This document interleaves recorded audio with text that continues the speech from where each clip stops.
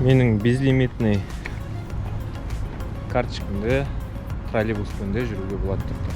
Ескі троллейбус емес, новый современный троллейбус келді. Қазір соған мініп тексеріп қараймыз. Безлимит болса осы. До остановки Сокольническая застава. Приятные поездки. Следующая остановка Аргуновская улица. Білмеймін қайда бара жатырғанын, әйтеуір отырып алып. Троллейбусқа мініп көру керекпіз ғой енді. Хостелге жақын жерде Голубой парк деген жерге соқтым. Жолда болған соң көріп кетейінші деген болатынмын. Осы парктың ішінде ескерткіштерді қатырып жасап қойған екен.